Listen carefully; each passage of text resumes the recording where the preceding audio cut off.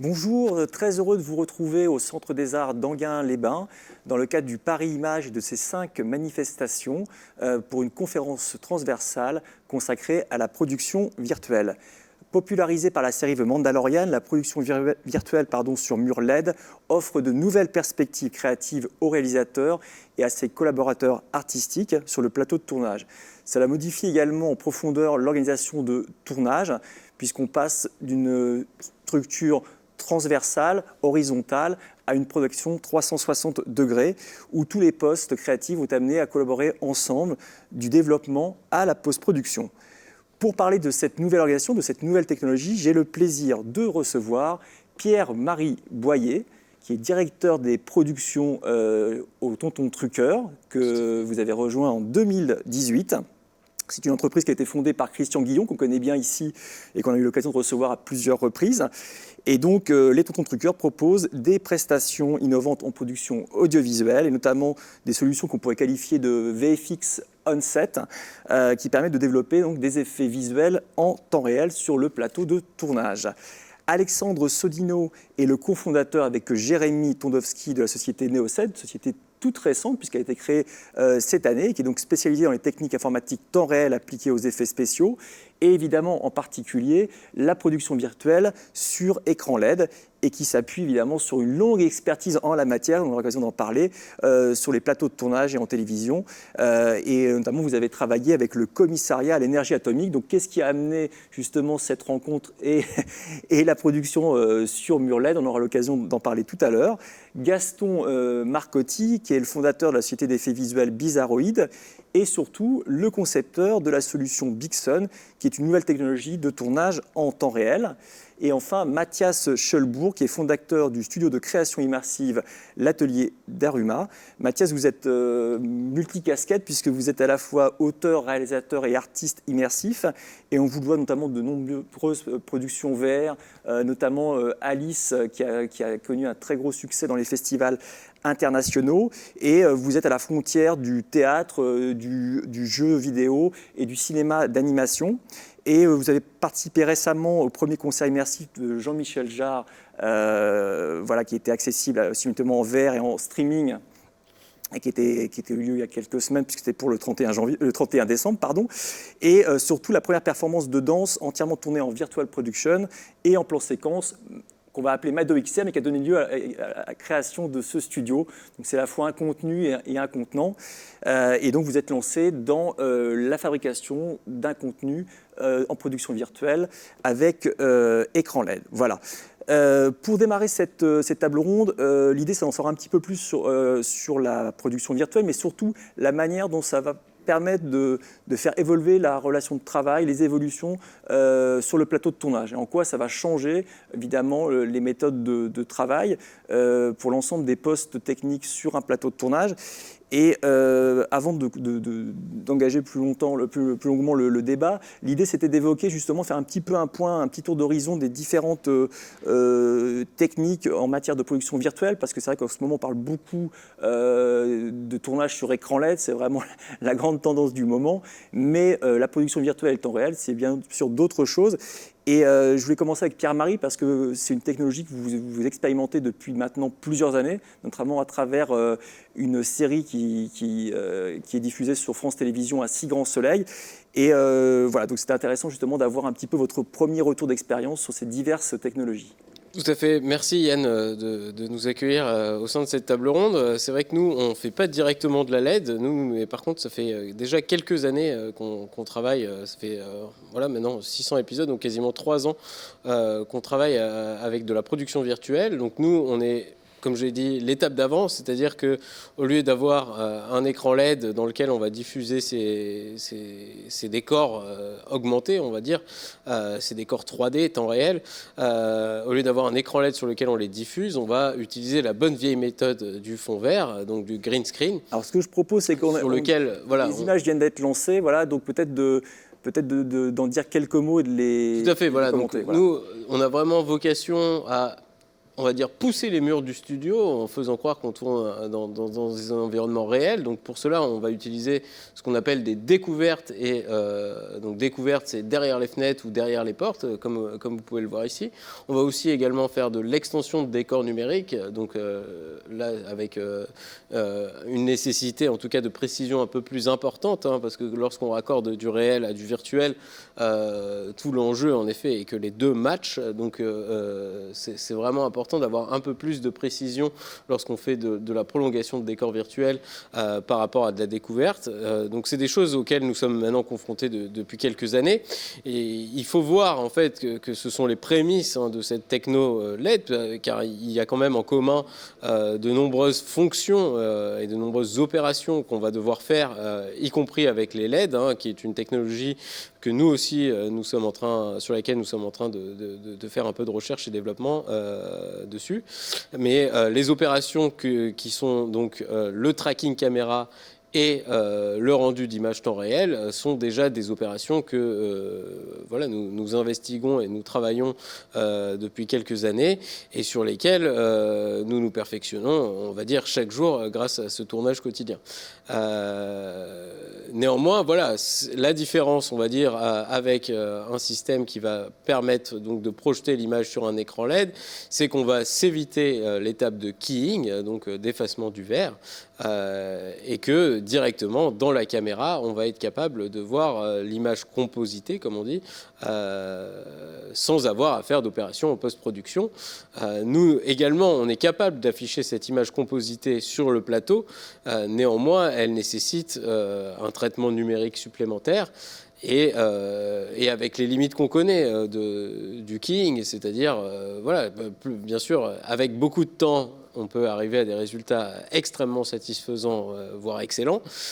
Mais en l'occurrence, lorsqu'on tourne sur une production quotidienne avec les temps de production qui nous sont alloués, c'est vrai qu'on ne va pas être à 100%, on va dire, de diffusion, de plans truqués, diffusés tels quels, mais on va devoir de temps en temps passer en post-production, alors qu'en effet, la promesse, en tout cas affichée pour les écrans LED, c'est d'essayer d'avoir un compositing le plus précis possible directement dans la caméra.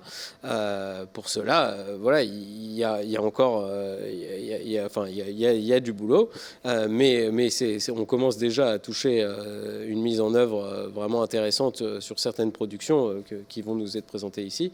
Ce qui va être intéressant aussi avec ces écrans LED, c'est qu'on va avoir la capacité, par rapport à un green screen, d'éclairer en tout cas notre scène réelle au travers de ces écrans LED qui vont projeter donc une lumière d'ambiance qui va permettre, voilà, de créer une illusion supplémentaire quand nous, avec notre écran vert, on va quand même voilà, être limité par certains aspects de cette lumière et avoir un travail beaucoup plus précis avec le chef opérateur pour pouvoir accorder sa lumière réelle à la lumière virtuelle dans la découverte, quand avec les écrans LED, le travail doit être fait également, mais on va dire que on le voit déjà, quoi. Le travail est déjà réalisé. Facilité pour le directeur de la photo et il n'y a pas le travail compliqué d'éclairage à la fois de la scène et de la gestion du fond vert. Donc c'est vrai qu'un des avantages, c'est l'éclairage, c'est le travail pour le chef opérateur. Et donc justement, cette solution-là, Alexandre, vous avez eu l'occasion de l'expérimenter dernièrement lors de production. Et peut-être ce que je vous propose, c'est qu'on regarde une petite démo de ce que vous avez pu réaliser, de façon à ce que vous puissiez la commenter et qu'on discute justement de votre retour d'expérience aussi sur l'utilisation d'écran LED. Voilà.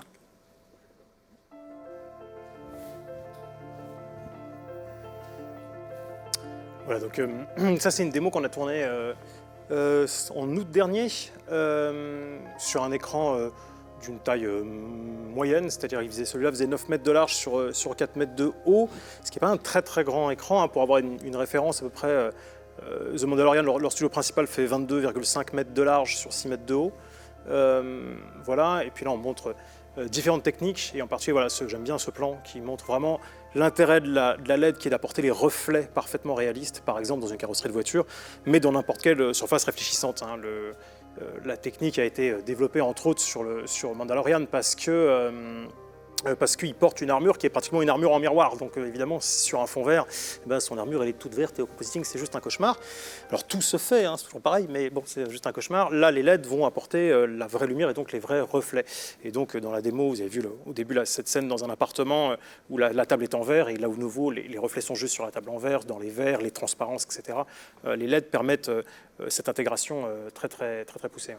Effectivement, transparence, tous les reflets qu'on peut avoir effectivement sur des lunettes aussi également. On voit très bien sur les carrosseries de voitures par exemple. Donc on perçoit bien justement tout l'intérêt de cette technologie. C'est vrai qu'on a tendance à penser, les producteurs ils se disent bon quand c'est Disney qui fait Mandalorian, ils disent bon c'est super, mais comment adapter cette technologie-là pour, on va dire, à l'écosystème français, à la production française. Et je trouve intéressant dans cette démo, c'est justement des scènes assez quotidiennes qu'on peut retrouver dans n'importe quel type de fiction. Il y a aussi les scènes de voitures qui sont toujours des choses un peu compliquées à gérer en termes de tournage. Il faut bloquer des routes, avoir un certain nombre d'autorisations. On n'a pas toujours les personnes qu'il faut au bon endroit ou les éléments de décor. Donc j'imagine que c'est tous ces éléments-là qui sont aussi une vraie plus-value pour l'utilisation de ces technologies. Oui, tout à fait. Vraiment, quand on a tourné cette démo, en fait, on a essayé de ramener ça au marché français. C'est-à-dire qu'on a vu, bien sûr, ce que peut faire Disney pour faire Star Wars, pour faire des choses extraordinaires, mais on s'est vraiment posé la question, et ça c'est parce que et mon associé Jérémy et moi, on vient vraiment des plateaux. Donc moi, je viens plutôt des nouvelles technologies de l'image, un truc qui existait il y a 10 ans qui s'appelait la 3D relief, des choses comme ça, qui ont totalement disparu. Non, mais je viens plutôt de ce genre de choses. Et Jérémy, lui, il a 20 ans d'expérience comme chef machiniste sur des assez gros tournages. Donc on connaissait tout ça bien. Et on a envie de ramener à une échelle réaliste et une échelle concrète, quelque chose qui puisse être fait, la techno de Star Wars. Donc c'est pour ça que dans notre bande démo, dont une version un peu plus longue existe sur net, on a voulu vraiment tourner des scènes qui seraient effectivement genre, plutôt que de louer un grand appartement à Paris plus un autre appartement pour stocker toute l'équipe, etc., est-ce qu'on ne pourrait pas le faire ça sur des LED et puis une heure après tourner sur l'autoroute alors qu'en fait on n'est pas sur l'autoroute et puis une heure après tourner au sommet d'un toit, etc. Ramener ça à des choses concrètes et réalistes et à des budgets qui sont des budgets réalistes dans le marché actuel français. Très bien. Autre approche également, même complémentaire, j'allais dire, avec Gaston Marcotti, avec cette solution de tournage temps réel Bixen. Est-ce que vous pouvez dire justement quelques mots et en quoi elle se démarque d'une certaine façon d'un marché où chacun essaye de développer des solutions? Merci déjà Yann. Bonjour à tous. Je suis très content de partager ce plateau avec autant de super professionnels et on va pouvoir partager aussi nos expériences. J'ai l'impression qu'on en a et envie et besoin. D'ailleurs, donc merci de nous donner cette occasion. Pour Bixen, c'est un peu particulier parce qu'on n'est pas parti de Mandalorian, on est parti en 2018. Donc Mandalorian n'existait pas encore, en tout cas dans ma télévision. Et nous, ce qu'on cherchait à faire, en fait, c'est à tuer l'ennui déjà. Il fallait développer quelque chose. En fait, moi, à la base, je suis superviseur d'effets spéciaux, donc le fond vert, c'était mon quotidien. Et ma punition aussi, quelque part. Parce que le fond vert, personne ne filme sur fond vert avec une certaine appétence, une envie. Enfin, c'est remarquable d'ailleurs. Résistance psychologique. Désolé. En fait, ça embête autant les gens du tournage que les gens du VFX. C'est exactement ça. C'est-à-dire que voilà, il faut faire preuve d'énormément d'astuces, justement, ce que vous faites là. Pour contourner le problème et puis pour avoir une vraie solution à temps réel. Donc pour nous, le fond vert, ça a toujours été ça. Et puis, de par mon passé de graphiste, et j'ai commencé à la restauration numérique chez Éclair, j'ai restauré énormément de films, de vieux films, d'accord, où on conduisait et derrière, on projetait la ville. Et donc ça, c'était pour moi les meilleurs effets en fait. Et ce n'est pas des effets technologiques où la technologie prime avant tout, ou des effets à millions ou tout ça. C'est plutôt des effets où il y a énormément d'intelligence qui a été développée en amont. C'est-à-dire qu'il y a une équipe qui tourne les premières plates dans le bon axe. On va réfléchir au plan d'abord et puis après on les projette en amont après, et puis après, avec du décor, avec voilà, énorme, le directeur de production qui manage tout ça, tous les acteurs du film prennent part à ce plan et à la réussite de ce plan. Et ce n'est pas une question technologique au final, c'est une question plutôt d'intelligence et d'expérience de tous qu'on ramène en amont. Le problème du fond vert, comme j'ai vu ce glissement, en tout cas, et j'ai participé à ce glissement, c'est-à-dire que la question qu'on se posait toujours, c'est qu'est-ce qu'on va mettre dans ce fond vert ? Et finalement, très souvent, j'en suis arrivé à la conclusion que 90% du temps, on ne savait pas ce qu'on était, pour quel fond on était en train de filmer. Et ça aidait certainement pas l'acteur, l'actrice, ça aidait pas le réalisateur, ça aidait personne sur le plateau. Voilà, il fallait faire comme si. Et voilà. Donc cette idée de remettre au goût du jour, encore une fois, une très vieille idée de projection arrière, avec des outils aujourd'hui qui étaient mûrs. Les caméras ont fait un pas énorme en termes d'ISO, de sensibilité, de dynamique. Les écrans LED arrivaient à une maturité extrême. Et puis, le temps réel qui est par le moteur de jeu. Donc aujourd'hui, on va parler d'Unreal, mais il y a Unity, il y a CryEngine, il y a Notch, il y a beaucoup d'autres acteurs dans le temps réel. Et puis, il y a le tracking. Tout ça mis ensemble, bon, ben voilà, on arrive à cette solution qu'on voit aujourd'hui et c'est vers ça qu'on s'est dirigé. Donc en 2018, c'était la première idée et de manière très étonnante, en fait, quand on en a parlé, on s'est rencontrés à ce moment-là, ça devait être en avril-mai. C'était en 2020, sachant qu'en 2019, Unreal avait lancé sa première démo, on s'en souvient tous, à l'automne 2019, donc juste avant Mandalorian. Tout le monde disait c'est incroyable. Quelques semaines après, on a découvert Mandalorian. Et finalement, en l'espace d'un an, à peine un an, on s'aperçoit que cette technologie-là est en train de se développer de plus en plus. C'est ça. Qu'aux États-Unis, beaucoup de shows vont être tournés avec cette technologie, notamment les productions Marvel. Et qu'en France, on est en train de s'y mettre. Donc c'était très vite. Donc on sent qu'il y a une adoption. Et tout le monde, finalement, j'ai l'impression qu'il trouve son compte parce que ça permet de réunir tous les talents au même endroit et en termes d'échanges et de discussions, alors que jusqu'à présent, on était plus dans un schéma de production traditionnelle. Oui. Et là, on retrouve ce que j'ai évoqué tout à l'heure, c'est-à-dire une production 360 où, en permanence, on a des échanges et des discussions, on va dire, de la pré-production à la post-production, et que certains, même d'ailleurs, sont presque un peu obsolètes. Et donc, en quoi peut-être... on a discuté des avantages. On voit les avantages, par exemple, pour le réalisateur. Donc, je pensais à Mathias, pour le coup, parce que quand on est réalisateur, tout d'un coup, on se dit, tiens, je perçois très concrètement ce que ça va donner. Et puis, j'imagine également pour l'ensemble du plateau de tournage. Moi, à mon avis, en fait, c'est exactement ce que je viens de dire juste avant. C'est-à-dire que, pour moi, le principal effet qu'il doit y avoir, outre la technologie, la luminance, le compositing en live, ça qui sont indéniables et qui sont formidables, c'est l'intelligence qu'elle doit réunir en amont. C'est-à-dire que le chef déco, voilà, je vais commencer à parler au chef déco, je vais parler au graphiste, je vais parler au réalisateur, au chef opérateur. Tous ces gens-là vont se retrouver ensemble à parler. C'est des personnes qui ne parlaient jamais ensemble. Je veux dire, moi, du côté graphiste, 3D, 2D, aller sur un plateau, voilà, c'est le superviseur qui vient sur un plateau, un peu comme un ambassadeur. Mais maintenant, il va participer à ça, le chef décorateur. C'était un peu l'intrus d'ailleurs, le qui arrivait sur un peu de tournage, on demandait ce qu'il faisait là, il va encore nous embêter avec son fond vert. La cible à abattre un petit peu, il faut vous en parler, oui. Non, mais c'est vrai, il y a des choses à faire valider. C'est vrai que c'est curieux, enfin, ce que tu dis dans l'accélération qu'il y a eu cette dernière année. En 2018, quand on a commencé, on a présenté des choses. Moi, j'étais sur des tournages. Dès que j'avais un moment, tiens, regarde ce qu'on est en train de faire, un directeur de production, un réalisateur, voilà. Ouais, c'est sympa, c'est intéressant. Ouais. Fais attention quand même, hein, ça pourrait... Ok. Mandalorian sort. Ok, c'est devenu une évidence pour tout le monde. Enfin, tout d'un coup, ce moment où il fallait convaincre, ça s'est passé en quelques semaines. Tout le monde voulait le même produit. c'est super. Il faut dire qu'il y a eu un très très bon marketing de Unreal Engine qui a permis justement, Exactement. je pense, de faire avancer la cause. Ce que je Ouais. propose, c'est peut-être de regarder justement un making-of de Bixon qui présente Oui. justement tout ce qui a été réalisé, justement cette collaboration entre les différents postes. Voilà. Ok. Avec plaisir. Bah, justement, là, on commence avec Adrien Gontier, qui est le chef opérateur, qui nous a suivis, d'ailleurs, je précise, parce que quand on a développé cette solution, on l'a développé aussi en lui donnant, lui mettant dans les mains cet outil pour qu'il valide toutes les étapes.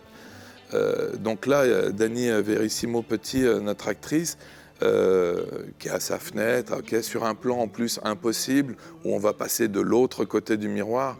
Donc là, c'est un peu à la Alice.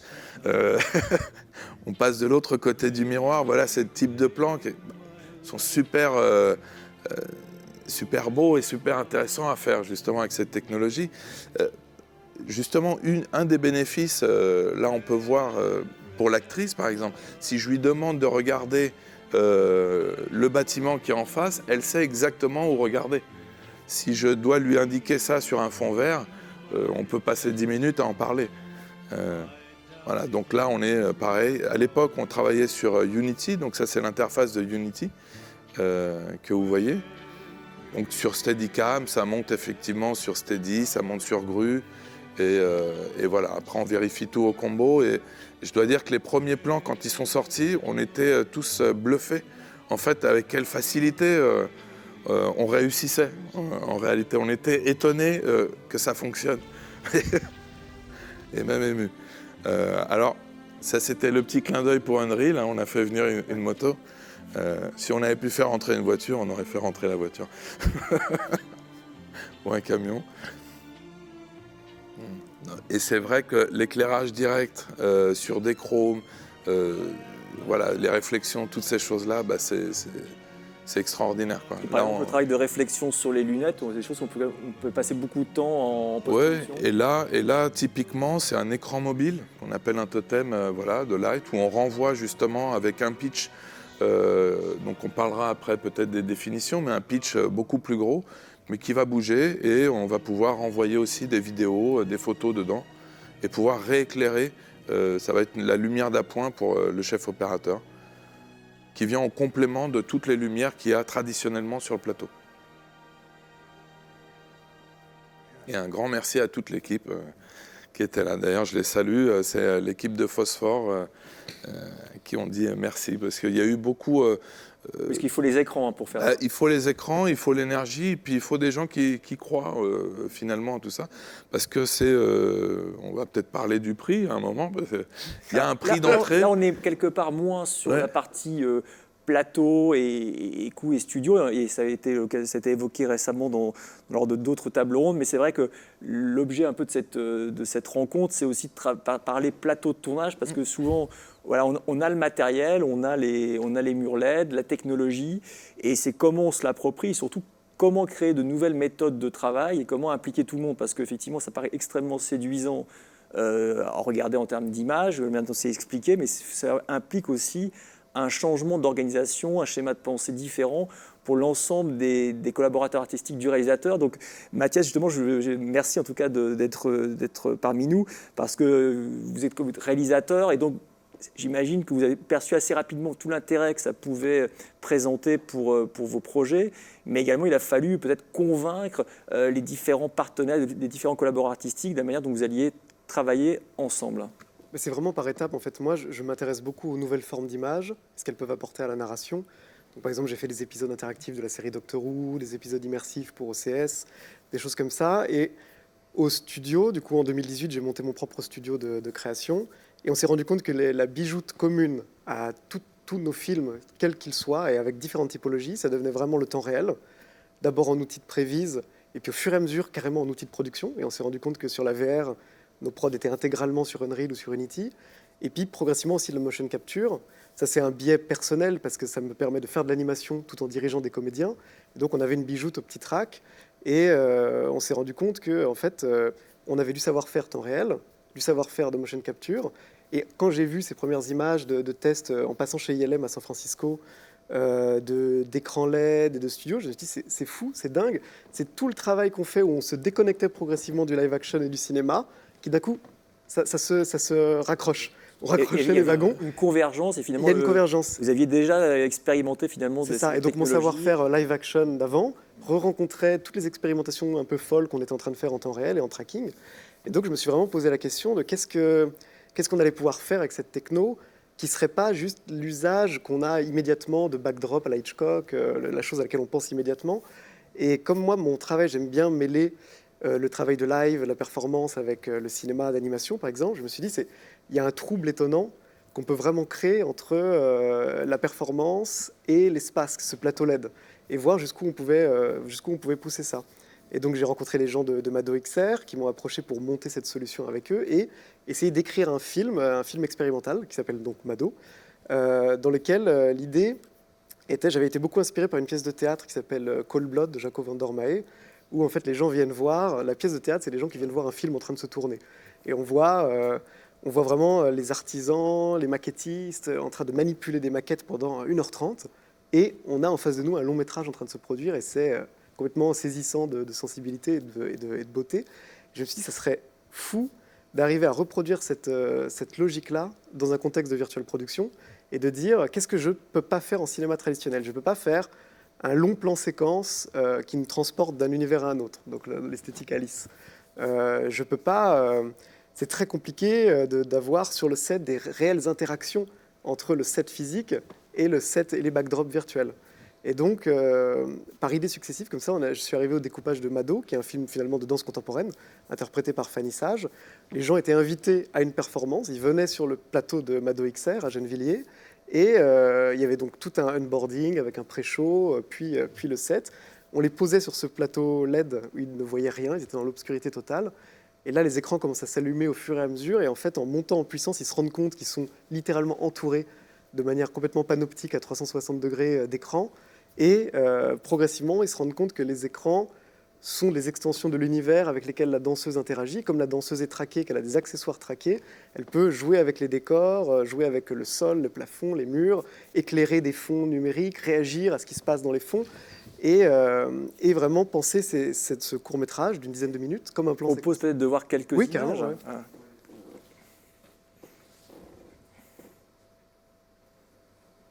Donc, alors, ce qui était assez fou, c'est que du coup, on a littéralement construit le plateau pour créer cette performance. Très grosse installation quand même. Oui, c'est une très belle installation de 16 mètres d'envergure chez PRG, à Gennevilliers. Et tout le workflow est sur Unreal. Et donc, ça posait des vraies questions. C'est-à-dire construire le set LED en fonction du découpage, parce que ça devient une vraie dialectique. On se rend compte qu'il faut quand même des sacrées envergures pour des fois juste tourner autour de la comédienne de 30 degrés. C'est quand même assez fou. Intégralement au Steadicam.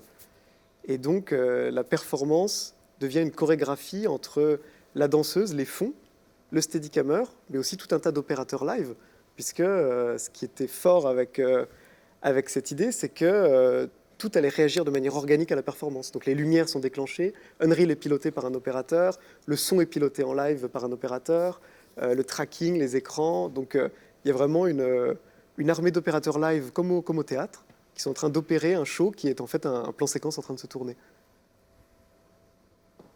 Et là, on voit différentes images comme ça d'interaction avec les fonds.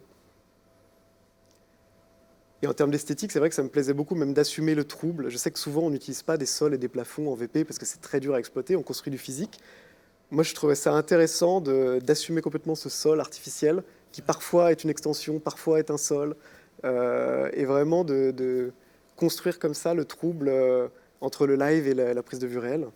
Et je sais que ça a beaucoup intéressé, par exemple, même le chef-op, Baptiste de Galzin, qui lui-même, dans sa démarche artistique de ciné, s'intéresse à l'utilisation de projecteurs plus de théâtre et de live. Enfin, c'est ça qui est assez intéressant avec cette techno, c'est que je trouve qu'elle crée une vraie convergence entre les différents supports, les différentes esthétiques. Et donc voilà, et je suis extrêmement chanceux d'avoir eu l'occasion d'expérimenter aussi loin, parce que là, il n'y avait pas un but de production industrielle impérieux. On a vraiment expérimenté avec un film d'art qui était aussi une performance. Et ça m'a permis d'avoir un premier contact avec la virtual production. Et aujourd'hui, je pense que j'en ai retiré beaucoup d'apprentissage sur la manière de découper quelque chose, de travailler avec des équipes, sur qu'est-ce que ça apporte à la mise en scène, qu'est-ce que ça alourdit, quelles sont les fausses bonnes idées. Il y a beaucoup de fausses bonnes idées. C'est qu'on arrive sur un plateau comme ça en se disant ça va faciliter des choses, et en fait ça en complexifie certaines et ça en facilite des auxquelles on n'aurait pas du tout pensé. Donc voilà, je pense que ça c'est vraiment les premières étapes.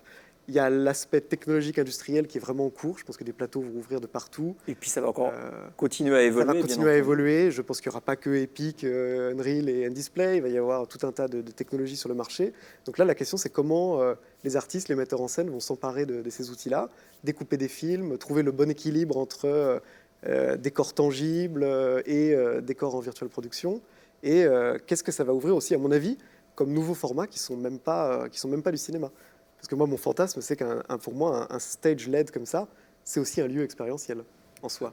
Donc je rêve d'une vraie convergence aussi, où le plateau de tournage est aussi un lieu d'exploitation. Parce que finalement, on est arrivé à un endroit du cinéma où, comme il y a très longtemps, comme il y a presque un siècle dans le cinéma, l'endroit de tournage est aussi l'endroit de projection, et vice-versa. Donc c'est assez étonnant comme retournement. Un peu comme si on bouclait, ouais, revenait aux sources vraie finalement du cinéma. Absolument, oui.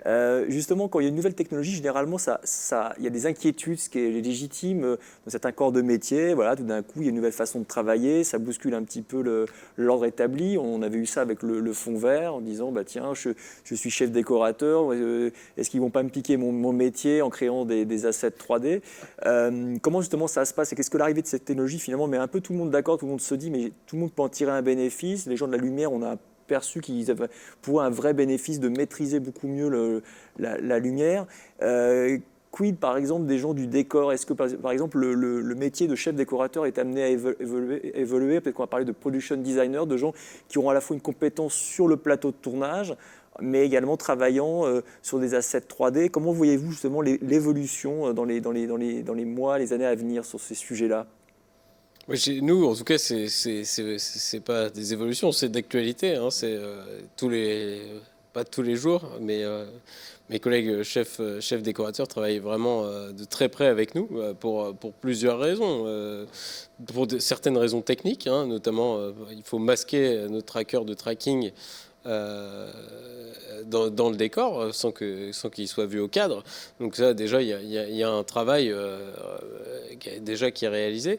Mais d'autre part, après, il y a ce travail qui doit être intégré pour en tout cas feinter l'œil du spectateur. Il faut vraiment que le décor réel soit en concordance avec le décor virtuel. Et bien sûr, comme on l'a expliqué déjà plusieurs fois ici, c'est le travail de prépa en amont qui va nous permettre de faire matcher et de tromper le téléspectateur au maximum. C'est-à-dire que si on arrive à se mettre d'accord sur les extincteurs, on les met ici, et à chaque fois qu'il y a un extincteur, on met ceci à côté, si nous, dans nos décors virtuels, nos graphistes ont cette information aussi, et la forme de l'extincteur et la forme du bouton d'appel d'urgence qui sont similaires, c'est de cette façon-là qu'on va vraiment créer l'illusion, et c'est un travail qui est assez méticuleux et surtout qui doit être vraiment préparé. C'est ça qui est vraiment important, parce que plus on aura de préparation ensemble, plus on va réussir à faire matcher ce réel avec ce virtuel. Et c'est un vrai boulot assez nouveau, hein, qui l'eût cru, je dirais, il y a 10 ans, que les chefs décorateurs viendraient tous les matins chez les graphistes pour, comme tu l'évoquais, pour discuter de la forme de l'extincteur. Avant, c'était deux mondes qui ne s'étaient jamais parlé, quoi. Et même au début de la production, il y a 2 ans, ils disaient ouais, mais qu'est-ce que je vais dire à ton geek? Non, mais non, c'est pas un geek, c'est un graphiste. Et finalement, c'est un peu un geek. Mais finalement, il a les mêmes problèmes que toi, quoi. Toi, ton extincteur, tu vas le chercher je ne sais où, mais lui, son extincteur, il a une bibliothèque d'extincteurs. S'il l'a pas, il faut qu'il le construise. Au même titre que toi, voilà, quand le réal, il demande une table, le chef déco demande une table, voilà, il faut que ça matche avec le bon vouloir du réalisateur. Mais voilà, ces travaux sont en fait les mêmes. C'est le jus de cerveau qui permet d'y arriver. C'est vraiment le même pour le chef décorateur que pour le graphiste qui fait sa 3D. Et ça, c'est vraiment de la prépa, de la discussion, de l'échange, des astuces, hein, parce que par exemple aussi, et alors nous on le voit avec nos écrans verts, hein, trouver des bons la façon de bien délimiter le réel du virtuel, ces fameuses lignes de cache qu'on appelle dans le métier, comment les disséminer et comment faire en sorte qu'elles ne soient pas vues et encore moins interprétées par le spectateur comme la limite du décor réel par rapport au fond vert ou par rapport à l'écran LED. Ça, c'est des choses qui doivent être préparées parce que si on ne les prépare pas correctement, après, l'illusion est assez vite perdue. Alors, le mot est lâché, préparation. On sait que c'est parfois difficile dans le domaine du cinéma français, toute cette étape préalable qui est complètement nécessaire avec cette technologie-là, parce on dit souvent on verra ça en post-prod. C'est vrai que le fond vert, finalement, ça te permettait de se dire on ne sait pas trop ce qu'il y aura effectivement à l'image finale, on voit vaguement, mais on aura le temps d'y réfléchir ou d'ajuster en fonction au moment de la post-production. Donc il y avait un petit peu ce réflexe-là. Est-ce que le cinéma français, justement, est prêt, compte tenu de son habitude, de son organisation, malgré tous les avantages qu'on a évoqués pour le plateau en termes artistiques. Le truc, c'est que le temps réel, ce n'est pas de la magie. Ça, il faut qu'on en ait bien conscient. C'est que la 3D, on va devoir la fabriquer à un moment ou à un autre. Et c'est vrai que voilà, oui, quand on regarde notamment de nos amis américains, les tests et les différentes vidéos qu'ils produisent, on se dit c'est formidable, ça marche tout seul, ça marche en temps réel. En plus, on va sur le plateau, paf, c'est dans la boîte. Beaucoup de marketing. Oui, c'est vrai qu'après le plateau, c'est dans la boîte. Mais avant, il faut voir les années qu'ils ont passées à travailler sur leur décor. Les années, j'exagère. Mais en l'occurrence, c'est un vrai travail de préparation. C'est-à-dire que c'est le même travail qui était fait avant en post-production. On disait, maintenant, on a ça comme plan. On va voir ce qu'on met derrière et on va s'arranger. Mais là, ça marche pas. Ouais, il faut vraiment avoir préparé le set de telle façon, le set virtuel, j'entends, et le set réel d'ailleurs, comme on vient de l'expliquer, mais pour que ça matche l'un dans l'autre. Mais cette fabrication de la 3D, on ne peut pas y couper. Et elle nécessite un travail de pré-production et un temps de pré-production non négligeable. D'inverser un petit peu le processus peut-être. Et est-ce que les métiers justement de la prévise, de la visualisation, on parle maintenant, vont devoir être absolument nécessaires pour certaines séquences, justement pour préparer toute la manière dont va être organisé le plateau. On parle notamment de virtual blocking qui consiste à définir au préalable les différents éléments qui vont être intégrés, on va dire, à l'image finale. Est-ce que du coup c'est une révolution un peu complète finalement pour le cinéma français ? On a avancé. Ce qu'il y a de positif dans tout ça, c'est qu'avec la même technologie, on va pouvoir justement faire de la prévise, qu'on faisait déjà avant très bien. Et en France, il y a des sociétés qui sont très très bien placées. Pour faire aussi avec la même technologie, on va pouvoir faire du LED, mais on pourrait aussi faire du fond vert. C'est-à-dire toujours traquer, prévisualiser, c'est-à-dire qu'on ne va pas changer le set, la bijoute, tu parlais, la bijoute commune à tous, voilà, on a notre tracking et tout ça. Sur les étapes de préparation, on peut passer sur sur de la 3D low poly, intermédiaire, on va pouvoir après balancer, et puis pour le shooting, intégration avec écran LED et éventuellement même... j'ai vu que vous en faisiez de l'extension de réalité, voilà, ce genre de choses. Tout ça, c'est possible, mais ça participe de la même préparation. C'est-à-dire que le grand malentendu qu'il pourrait y avoir, c'est le temps réel, c'est la fabrication en temps réel. Non, la fabrication, c'est toujours comme avant. Il faut compter la post-production, elle est avant. Donc ça, culturellement, pour répondre à ta question, est-ce qu'on est prêt en France à ça ? Culturellement, à mettre la post-production avant, ça c'est une autre histoire. Et je pense que c'est un peu le travail qu'on est en train de faire ici, et qu'on a fait pendant quelques semaines, mois, années, c'est-à-dire à préparer les mentalités. Mais il va falloir y passer. Il va falloir y passer, et il faut surtout avoir les structures qui puissent accueillir ça. Quel retour justement, Alexandre, des producteurs ? Parce que c'est important justement de voir est-ce qu'ils sont prêts à... Alors moi j'ai des retours assez concrets sur ça, parce que en fait quand on s'est lancé dans ces technos-là il y a un an, suite au PIDS d'ailleurs, où j'ai découvert la techno, mais techno sur lequel je travaillais déjà pour le commissariat énergie atomique depuis 2 ans, qui était quelque chose d'assez similaire, mais qui n'était pas exactement... Oui, ce qui m'a beaucoup intrigué d'ailleurs. Ah oui, parce que le CEA voulait... En gros, ils m'ont appelé un jour en disant genre, bon voilà, en gros, nous, on veut Matrix, c'est-à-dire on rentre dans une pièce, paf, on est dans un autre monde, sans casse virtuelle, ce que vous savez faire. Et là, on est arrivé, on fait genre, Oui, il faut réfléchir. Voilà. Et du coup, ça a fait 2 ans de développement. Et là, maintenant, c'est en démo à Grenoble. C'est leur showroom, en fait, pour présenter les technologies du futur. Pour ceux qui connaissent, c'est un cave. En gros, c'est un cave. Et c'est un cave. C'est un peu il est de forme bizarroïde, mais en gros, c'est un cave. Zut, j'ai perdu le fil. Juste donc pour revenir à la relation avec les producteurs. Oui, la relation avec les producteurs. Donc, en fait, nous, la stratégie, ça a été clairement de se dire... les early adopters d'une technologie comme ça en France, ça va clairement être plutôt le marché de la pub ou du luxe. Donc là, on a eu de la chance d'avoir comme premier client Dior, qui a fait ce show absolument délirant, qui est sur des écrans de 32 mètres de large, sur 5 mètres de haut, à Cité du cinéma, c'est absolument hallucinant. Et en fait, on s'est aperçu que de manière très organique, les outils dont on parle un peu théoriquement de prévisualisation, de préparation et tout, en fait, c'est arrivé tout naturellement. Tout naturellement, ils nous ont dit, mais vous n'auriez pas avec votre truc, vous ne pourriez pas nous faire je sais pas, vous faites le trajet des mannequins et puis on suit avec le mouvement de caméra. Je fais, ouais, ça s'appelle une prévise, en fait, la voilà. Ah oui, super, machin. Ah oui, pourquoi on n'a pas ça sur tous nos shows? Enfin voilà. Donc ça, c'est arrivé de manière assez naturelle. Et puis là, on travaille en même temps sur une grosse série française dont je ne peux pas citer le nom, mais qui est une belle série, qui est vraiment un chouette projet, où là, très naturellement, on voit exactement ce qu'on est en train de se dire, c'est-à-dire que tous les départements convergent, que ce soit le réal qui d'un coup dit « Ah mais en fait, là, je peux voir mes effets spéciaux à l'avance, et donc en fait, je peux tout modifier », le chef-op qui va nous dire « Alors attends, finalement là, 5600K, non, on va passer plutôt en 4800, est-ce que tu peux ?» Et hop, on bouge un truc en DMX et ça bouge à la fois sur le virtuel et sur le réel. Et puis, évidemment, chez Chef Déco, tout le monde vient voir, en fait, et ce travail de préparation devient quelque chose d'assez important. Ça, c'est pour la partie série télé. On était assez sûr que ça allait se passer en ce sens-là. C'est-à-dire que le côté plus industriel de la télévision par rapport au cinéma, qui est plus un artisanat en quelque sorte, enfin, ça dépend à quelle échelle, mais bon, bref, on était sûr que voilà, c'était par la télé que ça allait se passer, ces choses-là. Effectivement, c'est ce qui se passe qu'on constate.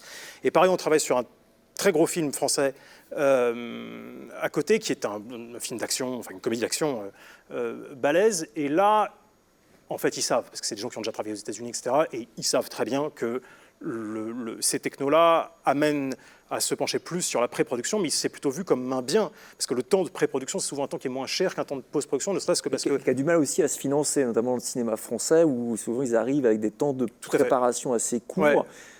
Parce que le producteur reçoit son chèque le premier jour du tournage, et du coup... Peut-être qu'il y aurait des évolutions à amener. Alors ça, il y a des choses à faire. Je sais qu'il y a des aides au CNC, je pense à l'aide CVS, au Paractu, au CNC, qui peut rentrer en renfort au tout début de la production pour faire des pilotes. En gros, c'est pas faire de la production, quoi. Enfin, je ne l'ai pas dit, mais en gros, voilà. Il y a des choses, en tout cas, qui peuvent se dégager comme ça. Et très clairement, sur la partie, en tout cas sur du cinéma... avec un beau budget, vraiment, on voit tout le monde qui arrive en pré-production et qui nous demande des choses très, très en amont. Et en fait, on reçoit beaucoup de gens qui nous envoient des scénarios pour dire, bon, alors, qu'est-ce qu'on peut faire sur LED? Qu'est-ce qui est malin, en fait, de faire sur LED? Parce qu'on essaie de ne pas réfléchir tout un film se faisant sur LED, ce qui ne nous semble pas avoir plus de sens que... Enfin, si, on pourrait faire tout un film sur fond vert et faire Star Wars, mais ça peut se faire. Mais nous, on essaie d'amener la solution quand elle est vraiment pertinente, parce qu'il y a plein de cas où, encore une fois, on le disait, c'est pas la panacée. Enfin, c'est-à-dire qu'il y a des fois où le fond vert, juste, ça va être plus pratique, en fait, ou moins cher, ou plus précis. Enfin, voilà, bon, voilà, en tout cas, ça va permettre de faire des choses où, des fois, le tournage réel, c'est mieux, et puis parfois, où, évidemment, les LED, c'est parfait. Typiquement, sur les séquences de voiture, on nous en demande pas mal. Les séquences de voiture, les LED, c'est extraordinaire, ouais. Oui, il y a aussi les conditions climatiques, évidemment, que ça peut-être pas toutes les séquences. Est-ce que justement le fait de décider en amont et pendant le tournage et que par le temps de post-production est très limité, ça veut dire qu'on peut difficilement changer la séquence telle qu'on l'a tournée, puisque le but du jeu c'est de s'être mis d'accord en amont. Est-ce que c'est plutôt bien accepté, enfin c'est accepté j'imagine, mais en tout cas dans les faits? Ce qu'on dit, c'est qu'en fait, il faut moins penser. La façon dont on tourne sur LED, c'est moins comme de tourner sur un fond vert, où en fait, on verra en post-prod et on peut tout changer, que de tourner sur du réel, en fait. C'est-à-dire qu'une fois qu'on a calé, c'est pour ça qu'on insiste sur l'importance par exemple, de la prévise, mais en tout cas de bien savoir ce qu'on veut à l'avance, parce qu'en fait, on va se retrouver comme dans un décor réel, où tout d'un coup, si on se dit, ah bah tiens, faut bouger le poteau, c'est comme en réel, en fait. On verra en post-prod, on l'efface et on le bouge. Mais voilà, l'idée, c'est quand même d'avoir un contrôle maximal en pré-production, et puis même sur le plateau, parce que sur le plateau, il y a bien des cas où si le réalisateur dit finalement le poteau je le veux là, on le prend, on le pousse, on appuie sur le bouton et c'est reparti. Enfin voilà, c'est des changements qui peuvent être très rapides. On veut changer l'heure de la journée parce que finalement ce serait tellement plus beau en Magic Hour. On tourne un truc en DMX, il y a le soleil qui descend et on est au coucher de soleil pendant 8 heures si on veut. Voilà, ce genre de choses peuvent se changer énormément sur le plateau. Après, une fois que c'est tourné, évidemment, c'est comme quand on a tourné du réel, c'est tourné. Alors, on parlait justement de cet engouement-là, donc est-ce qu'il peut y avoir aussi un effet déceptif, de se dire attention, c'est une super technologie, mais il faut l'utiliser évidemment pour certaines séquences, et que si la technologie n'est pas tout à fait prête, ou les solutions qui sont proposées parmi les prestataires ne sont pas au niveau imaginé ou espéré, est-ce que ça pourrait avoir un effet finalement contre-productif à terme? Moi, je pense que en fait, c'est une histoire de discipline. Je pense que les réalisateurs de live-action français doivent découvrir ce que c'est que la discipline, par exemple, du cinéma d'animation.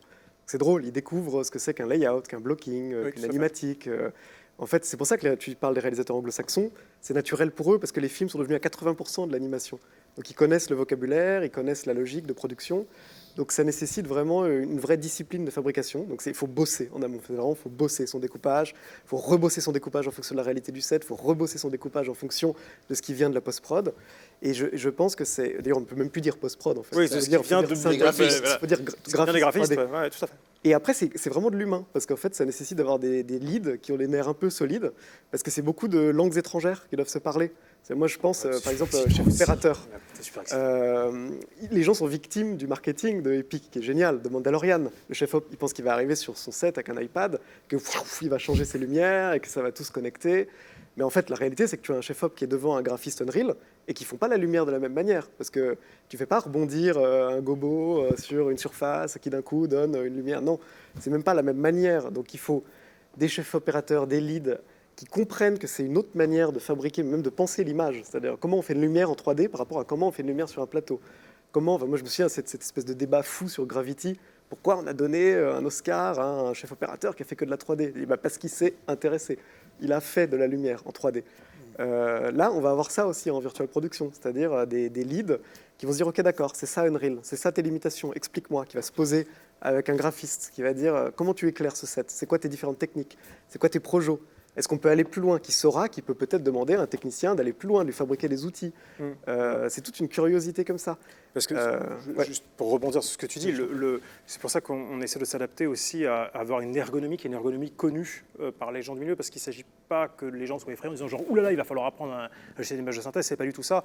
En tout cas, nous, on a vraiment essayé de développer des outils qui soient même ludiques, enfin genre des trucs où on appuie sur un bouton et on dit « Ah bah tiens, la lumière, ce serait bien qu'elle soit là », on tire sur un truc, il y a la lumière qui apparaît, ça c'est assez cool, et puis ça marche tout de suite, et puis avec des contrôles précis où on a un certain nombre de chefs opérateurs avec qui on travaille, qui nous ont donné les trucs, vraiment qu'est-ce qu'ils veulent, et puis qu'on est encore au tout début de cette techno, et donc de bien comprendre que tous ces outils, en fait, parfois il suffit de poser la question, et « Ah bah oui, bien sûr, je te le fais, ça prend 2 secondes », enfin voilà. Mais sur cette partie ergonomique, c'est vraiment quelque chose sur lequel nous, on a beaucoup travaillé pour que tout le monde retrouve ses petits, en fait, au tournage, et que ce ne soit pas un truc complètement lunaire, où il y a des gens qui font leur sorcière dans un coin, et voilà, que ce soit un truc concret et qui soit ancré dans le réel, quoi. Est-ce que justement il y a des besoins en termes de formation? Est-ce quel rôle peuvent jouer également les écoles? Parce que ça change quand même les métiers du plateau. Est-ce qu'il y a des choses qui sont entreprises, que vous êtes en échange justement? Je pense à Pierre-Marie avec les écoles. Nous, on travaille avec 2 écoles, notamment Artefix et Lisa, un peu sur ces sujets, que ce soit du côté plateau, pour former des opérateurs aptes à réaliser de la prévise et donc à faire cette interface entre ce monde virtuel temps réel et le plateau live action. Donc, qui doivent avoir un peu cette double casquette, c'est-à-dire une connaissance un peu de la 3D et une connaissance du plateau pour pouvoir parler dans la même langue. Et eux sont les interprètes. Ils sont alors nous, on a pris plutôt des spécialistes. Nous, on a pris plutôt des DIT pour faire cette opération, ce qui nous a semblé le plus légitime. Donc, ce sont les DIT, voilà, qui font cette interface en fait entre cette 3D temps réel et le live action. Et ça, c'est extrêmement nécessaire, comme tu le précisais. C'est vraiment deux langues complètement différentes. Et par ailleurs, donc ça, c'est un vrai nouveau besoin, et c'est ce sur quoi, en tout cas, on propose aux écoles de développer ces nouvelles compétences. Et la deuxième compétence, qui pour l'instant vaut cher sur le marché, c'est cette compétence de graphiste temps réel photoréaliste. Qui est encore assez rare, parce que bon, on voit les progrès des moteurs temps réel jour après jour, c'est vraiment des évolutions quotidiennes. Quand je dis quotidienne, c'est sans mentir, c'est vraiment tous les jours il y a un nouveau truc presque qui sort. Mais pour avoir une qualité de rendu photoréaliste dans un moteur temps réel, certes on y est presque. mais et dans certaines configurations, en étant extrêmement malin, on y est. Mais c'est pas si simple. Il faut encore travailler. L'avènement de Unreal 5 nous excite, très attendu justement pour nous excite beaucoup. Mais nous, on connaît les limites et s'approcher, par exemple, très près d'une 3D temps réel photoréaliste. Bon, ça peut encore un peu piquer les yeux à certaines occasions. L'enjeu, c'est d'être malin. C'est d'être malin en fonction de la mise en scène, en fonction de l'éclairage, et on peut arriver à des résultats tout à fait bluffants. Néanmoins, il faut quand même le dire, sortir une image vraiment en temps réel, photoréaliste, parfaite, c'est certes peut-être possible, mais c'est quand même c'est beaucoup de travail. Oui. Si je peux me permettre, en fait, là on rejoint la formation, mais il y a un profil aujourd'hui qui a en fait, quand on recrute aujourd'hui des gens qui sont sur Unreal, c'est pas des gens qui viennent de la post-production, c'est plutôt des profils de jeux vidéo. Et là, le jeu vidéo, il n'y a pas de photoréalisme. En tout cas, on se rapproche du photoréalisme du jeu vidéo, mais il n'y a pas cette expérience qu'on peut avoir, cette maîtrise qu'il y a dans les VFX, avec vraiment l'exigence qu'on... Donc de faire matcher un petit peu les différentes cultures, la culture du plateau, la culture du jeu vidéo et la culture des effets visuels d'une certaine façon. En fait, moi, aujourd'hui, ce que j'aimerais voir investir plus, c'est comment s'appelle les grandes boîtes de VFX françaises qui ont un niveau extraordinaire. Je ne vais pas les citer ici. On aura l'occasion de les voir dans le cadre du Paris Image Digital Summit. Voilà, mais qui ont un niveau extraordinaire, qui n'ont pas encore investi ce champ-là. Et quand ils vont l'investir, moi je vais en prendre plein la tête. En fait, je ne peux pas vous laisser dire qu'il n'y a pas d'exigence esthétique dans le jeu vidéo. C'est pas ce que je veux dire. C'est pas esthétique. Je rejoins tout à fait son propos. C'est pas esthétique du tout. C'est pas ça. C'est au niveau de la technique, du pipe colorimétrique, c'est une autre exigence. C'est ça. Une autre approche, on va dire. Voilà, c'est une autre approche. J'ai l'impression que ça fait 10 ans que je vois dans tous ces gros studios de post-prod classiques des tentatives de monter des pipelines temps réel pour diverses raisons, qui souvent se heurtent au manque de directeurs techniques, à la complexité, au fait que ça n'a de temps réel que le nom quand on est dans une pipeline avec 350 personnes qui bossent dans une scène. Donc je pense que c'est vraiment pour moi pas des enjeux d'esthétique et plus des enjeux de montage de pipeline et de se dire, bon, j'ai mon pipe, il est rodé, il marche, est-ce que je remonte un pipeline à zéro pour peut-être aller attraper 2 tournages de Virtual Production dans l'année. Je pense que c'est des enjeux vraiment... Ce que ça provoque aujourd'hui... Chers amis, le temps réel file à toute allure. Désolé, on est rattrapé par le temps réel. Il est temps de rentrer l'antenne. En tout cas, je voulais vous remercier de cette discussion. Rappeler qu'il y a un guide qui a été édité par Unreal, qui s'appelle Virtual Production Guide, en attendant peut-être un livre blanc français justement présentant toutes les spécificités et les avantages de la production virtuelle. On aura l'occasion d'en reparler dès demain matin dans le cadre du Paris Image Digital Summit. Et on se retrouve, nous, ce soir, pour la cérémonie des Genie Awards. Merci à vous.